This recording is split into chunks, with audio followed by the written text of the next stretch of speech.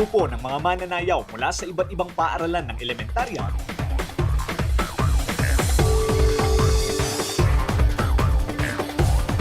at 6 na grupo naman sa sekundarya ang nagtagisan ng galing sa pagsayaw sa field demonstration sa bayan ng Tayug.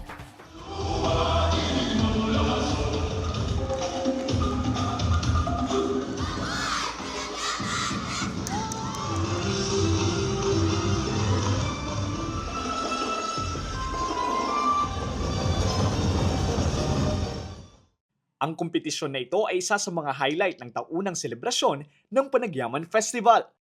Napakahusay ng ating mga estudyante, talagang naipamalas nila ng husto ng kanilang talento. At kami lubos na nagagalak sa suportang ipinapakita ng mga guro, mga magulang at bawat mamamayan ng ating bayan. For this year, very, very successful.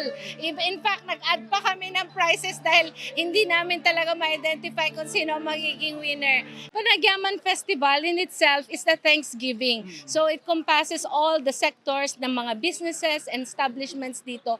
And even yung mga blessings na natatanggap natin sa pang-araw-araw. For the past years, since 2025 hanggang ngayon na naman, sa loob ng isang taon, napakarami nating dapat ipagpasalamat. Sa lahat ng kaganapan, kaguluhan ng mundo, ang bayan ng Tayug ay nananatiling payapa, maayos at successful. We are looking forward to a more brighter place na mas maganda, mas tahimik pa at mas maprogresong bayan ng Tayug.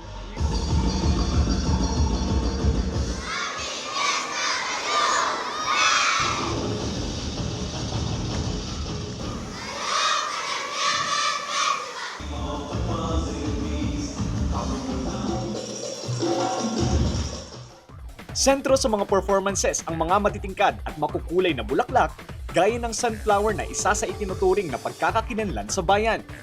Suot ang kanilang makukulay na kasuotan, buong pusong ibinida ng mga kalahok ang kanilang dance moves.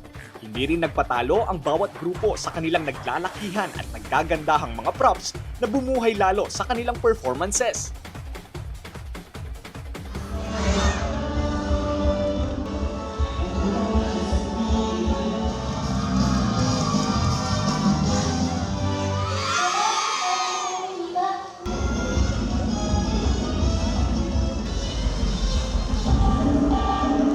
Umani naman ng palakpakan at iyawan ang mga manonood na nag-enjoy sa mga performances ng mga mananayaw.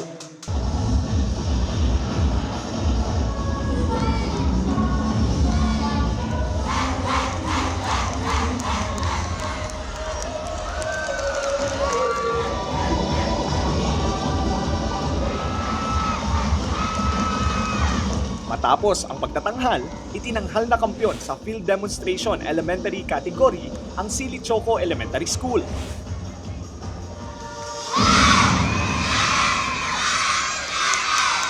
First runner-up ang Magallanes Elementary School.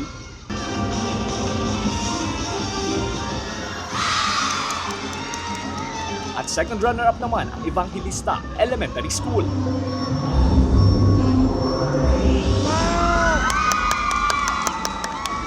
Nasungkit naman ng Tayug National High School ang kampyonato sa secondary category.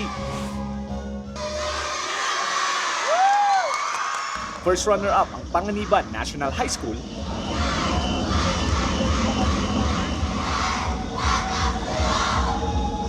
Habang second runner-up naman ang Luna Colleges.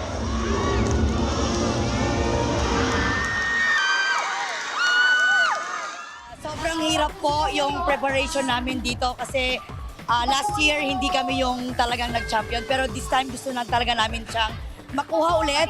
So talaga ang mga dedication namin na SPA, Laylayugan Dance Group ng Tayug National High School ay sobrang 100%. Ang gusto ko mag-thank you muna sa May Kapal, sa lahat ng mga dancers, mga parents, si Sir Benji, principal namin, assistant principal po namin, lahat ng teachers po ng Tayug National High School na naniniwala at sumusuporta po sa amin. Maraming salamat po.